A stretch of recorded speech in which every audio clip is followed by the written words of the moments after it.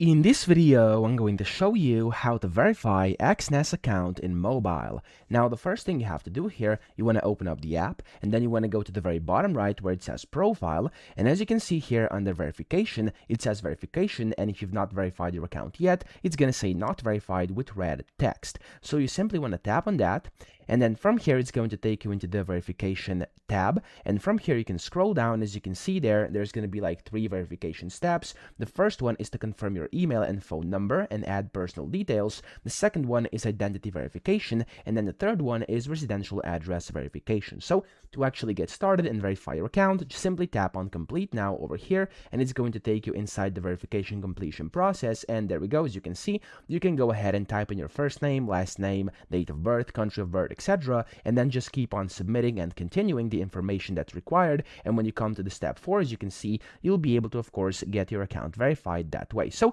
that's how to verify it. I hope this video helped you out. If it did, please subscribe to the channel and help me out as well.